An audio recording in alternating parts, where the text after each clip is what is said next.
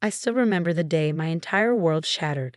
It was a crisp autumn evening, and I stood in our living room clutching my art school acceptance letter while my father's face turned an alarming shade of red. Art school. His voice dripped with disgust as he stared at the envelope in my hands. After all we've done to secure your place at Harvard Law? I was 22, fresh out of undergrad with a double major in fine arts and business, a compromise I'd made to appease my parents while pursuing my passion.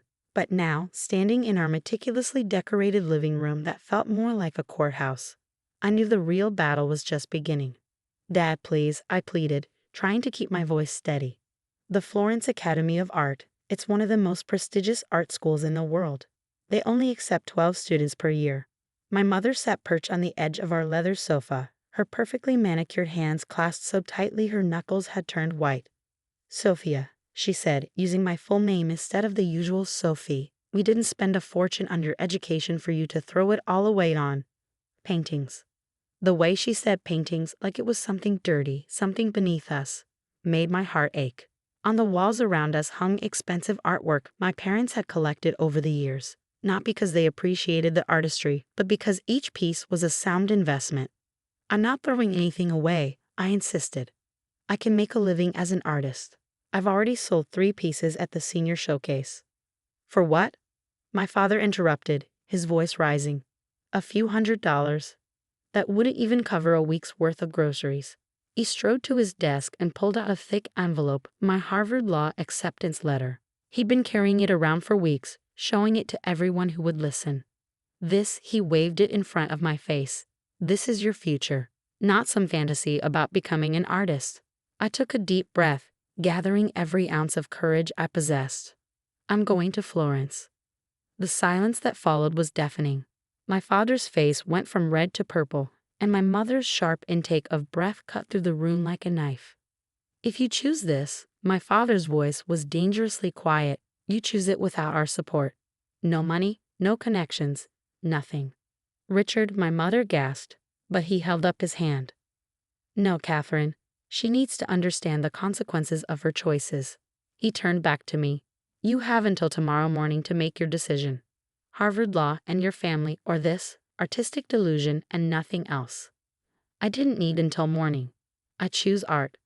The words left my mouth before I could second-guess them. My mother burst into tears, and my father's expression hardened into something I'd never seen before. "Then pack your things," he said coldly. "You have an hour. After that, you're no longer welcome in this house." That night, I left with 2 suitcases, one filled with clothes, the other with my art supplies. My childhood bedroom, once a sanctuary filled with easels and half-finished canvases, now felt like a museum of abandoned dreams. As I packed, I could hear my mother sobbing downstairs and my father's heavy footsteps pacing the hallway. My younger sister Lily slipped into my room as I was zipping up the last suitcase. Her eyes were red from crying. "Where will you go?" she whispered. "I have some money saved," I assured her, trying to sound more confident than I felt. "And Marie said I can stay with her until I figure things out." Marie, my best friend since high school, was the only person who had consistently supported my artistic dreams. She was already in New York, working as a graphic designer and sharing a tiny apartment with 2 other girls. Lily hugged me tightly. "They'll come around," she said, but we both knew it was a lie. The Blackwoods never came around. They either got their way, or they cut their losses. As I walked out of my childhood home that night, my father didn't even look up from his newspaper. My mother stood by the stairs, tears streaming down her face, but she made no move to stop me or say goodbye. The heavy wooden door closed behind me with a final thud, and just like that, I was on my own. The next few months were a blur of exhaustion and determination. I moved in with Marie in New York, sleeping on her couch and working 3 jobs while preparing for my move to Florence. During the day, I worked as a barista at an upscale coffee shop. In the evenings, I taught art classes at a community center, and on weekends, I did face painting at children's parties. Every spare moment was spent painting, improving my portfolio, and learning Italian through online courses. My parents' words echoed in my head every time I felt like giving up. "You'll be a failure. Artists don't make real money. You're throwing your life away." But instead of breaking me, their doubt fueled me. Each criticism became a brushstroke, each dismissal a new layer of paint. 6 months later, I boarded a plane to Florence with everything I owned packed into 3 suitcases. The money I'd saved barely covered my first semester's tuition and a tiny room in a shared apartment, but I was doing it. I was actually doing it. Florence was everything I dreamed of and more. The city itself was art. Every building, every street corner, every sunset over the Arno River seemed to whisper centuries of artistic inspiration. At the academy, I threw myself into my studies with a passion that surprised even me. While other students complained about the grueling schedule and demanding professors, I thrived on it. Professor Alessandro Rossi, my primary instructor, became not just a mentor but a champion of my work. He saw something in my paintings that even I hadn't recognized, a raw emotion, a depth of feeling that came from somewhere deep within. Your pain, he told me one day as we studied one of my pieces, it bleeds through the canvas. But so does your strength. This is not just technique, Sophia. This is truth. The truth he spoke of was evident in every piece I created. My first major work at the Academy was a large-scale oil painting titled Disgust. It showed a young woman standing in a darkened doorway, her shadow stretching behind her into a warm, well-lit room she could no longer enter. The critics called it hauntingly beautiful and a masterpiece of modern realism. When it sold for €15,000 at the Academy's winter showcase, I felt a surge of vindication. It wasn't the millions my father dealt with in his law practice, but it was more than a few $100s. I used the money to secure my next semester's tuition and bought my first proper set of professional oil paints. But it was my series, Echoes of Rejection, that would change everything. Over the course of a year, I created 12 large-scale paintings, each one capturing a moment of personal rejection transformed into something beautiful. The centerpiece was a massive canvas titled The Last Supper of the Disowned, a modern take on Da Vinci's masterpiece, but with empty chairs and abandoned place settings, the family table becoming a symbol of exclusion rather than communion. Professor Rossi was instrumental in getting the series exhibited at a prestigious gallery in Florence. Opening night, I stood in my black dress, purchased secondhand, watching as critics and collectors moved from piece to piece, their whispers growing more excited with each painting. By midnight, 9 of the 12 paintings had sold for prices that made my head spin. The Last Supper alone went for €200,000 to a prominent Italian collector. As I stood there, champagne glass shaking in my hand, Professor Rossi approached with a smile. "You see, Sophia, sometimes the very people who try to extinguish our fire only end up fueling it instead." That night, as I sat alone in my small apartment counting the zeros on the check, I thought about calling my parents.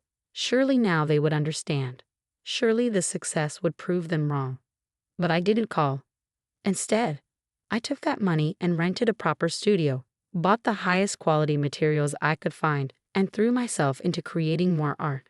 The pain of their rejection had become my greatest asset. I wasn't ready to let go of that yet. Little did I know, my success in Florence was just the beginning. The real test would come 3 years later, when my name would echo through the halls of New York's most prestigious galleries, and the art world would learn just how wrong my parents had been about their daughter's artistic delusion. 3 years after my breakthrough in Florence, I stood in my New York studio, staring at my latest creation, a massive triptych titled Genesis of Abandonment. The piece had taken me 8 months to complete, each panel measuring 6 feet by 4 feet, telling the story of familial rejection through abstract symbolism and haunting realism. I'd returned to New York not because I missed home, but because conquering the American art scene was the ultimate proof of success. Florence had given me the foundation, but New York would give me vindication. My new gallery show was opening in 2 days at the prestigious Morgan Gallery in Chelsea. Victoria Morgan herself had discovered my work during a trip to Italy and practically begged to represent me in New York. The exhibition would feature 20 of my pieces, including the triptych, which was already generating buzz in the art world. "Sophia," Victoria's voice cut through my contemplation as she entered the studio. "The New York Times art critic is here. Are you ready?" I nodded, straightening my paint-stained smock. I'd learned long ago not to dress up for critics. They expected artists to look a certain way, and authenticity sold better than polish. The interview went better than I could have hoped. The critic was particularly moved by Genesis of Abandonment, spending nearly an hour analyzing its layers of meaning. When the article came out the next day, it was everything Victoria had hoped for and more. Rising star Sophia Blackwood brings raw emotion to canvas. The headline read, "Her work speaks to the universal experience of rejection while transforming personal pain into transcendent beauty." The centerpiece of her upcoming exhibition, a triptych valued at $4 million, is already being hailed as a masterpiece of contemporary art. The morning of the opening, Victoria called in a panic. "Sophia, you need to know something. Your parents RSVP for tonight." My hand froze on my coffee cup. "What?" "They called the gallery this morning. Apparently, your father's law firm represents one of our major collectors, and they saw the Times article." She paused. "Should I have security turn them away?" I thought about it for a long moment. "No," I finally said. "Let them come. It's time they saw exactly what their artistic delusion has become." That evening, I stood in the packed gallery, watching as New York's elite art collectors and critics moved through the space. The exhibition was titled "Price of Rejection," a deliberate double meaning that hadn't been lost on anyone. I was discussing the techniques used in one of my smaller pieces with a collector when I heard the familiar voice that still haunted my dreams. "Sophia." I turned to find my parents standing there, looking exactly as I remembered, yet somehow smaller. My father wore his best suit, the one reserved for important court cases. My mother was dressed in Chanel, her pearls gleaming under the gallery lights. Behind them stood my sister Lily, who had tears in her eyes. "Mother, father." My voice was steady, professional. "Welcome to my exhibition." My father's eyes darted around the room, taking in the red dots next to most pieces, indicating they were already sold. The prices listed would have been unthinkable to him 5 years ago. "Your work," my mother began, then stopped, seemingly at a loss for words. "It's different than what we expected." I raised an eyebrow. "What did you expect? Finger paintings?" Before they could respond, Victoria appeared at my side. "Sophia, darling, the Guggenheim curator would like to discuss acquiring Genesis of Abandonment for their permanent collection. They're offering $4.5 million. I saw my father's jaw drop, and for the first time in my life, he seemed genuinely speechless. "Tell them I'll consider it," I said calmly. "But remind them that the Museum of Modern Art is also interested." Victoria nodded and disappeared into the crowd. My father cleared his throat. "Sophia, perhaps we could talk privately. Your mother and I, we may have been hasty in our judgment." I looked at them, really looked at them, and saw what they couldn't say. They hadn't come because they were proud of me or because they regretted their actions. They'd come because I was now successful enough to be worth acknowledging. "I'm afraid I don't have time for a private conversation," I said coolly. "I have collectors waiting, but feel free to enjoy the exhibition. The piece over there," I pointed to the Last Supper of the Disowned, which I brought from Florence, "might particularly interest you. It's about a family that valued status over love. It sold for $2 million last week." My mother's face crumpled. "Sophie, please. We're still your parents." "No," I said firmly. "You gave up that right when you gave me an hour to pack my life away. My art, the very thing you rejected me for, has made me more successful than you ever imagined. But success isn't why you were wrong. You were wrong because you chose your expectations over your daughter's happiness." Lily stepped forward then, pulling something from her purse. It was a crumpled piece of paper, a drawing I'd done of her when we were children. "I kept this," she said softly. "I always believed in you, Sophie." I felt tears prick my eyes but held them back. This was not the moment for emotional reconciliation. "Mr. and Mrs. Blackwood." Victoria had returned. "I hate to interrupt, but the mayor has arrived and specifically requested to meet the artist." I turned to my family. "Thank you for coming. The exhibition runs for 6 weeks if you'd like to return. Though most pieces are already sold, you can still look at them. That's free." As I walked away, I heard my father call out, "Sophia, wait." But I kept walking. 5 years ago, they forced me to choose between my art and my family. They never expected I'd succeed at the former. And now they wanted to pretend the latter hadn't been destroyed by their own actions. Later that night, after the last guest had left and the gallery was quiet, I stood before Genesis of Abandonment. The triptych told my story. The first panel showing the moment of rejection, the second depicting the struggle and pain of building myself back up, and the third revealing the emergence of success and self-acceptance. Victoria joined me, champagne glasses in hand. Your family left this for you, she said, handing me an envelope along with the champagne. Inside was a check for $50,000, the amount they'd planned to contribute to my law school education, and a note that read, "We were wrong. We're sorry." I took out my phone and snapped a photo of the check. Then I carefully tore it into pieces and let them flutter into the gallery's elegant waste basket. "Tell them," I said to Victoria, "that my art is no longer for sale, at any price." The next morning, I started a new painting. This one wasn't about rejection or pain or vindication. It was about freedom. The freedom to choose your own path, to define your own success, to decide who deserves a place in your life. I titled it "The Price of Freedom" and never put it up for sale. It hangs in my private studio now, a reminder that sometimes the biggest triumph isn't proving others wrong. It's proving yourself right.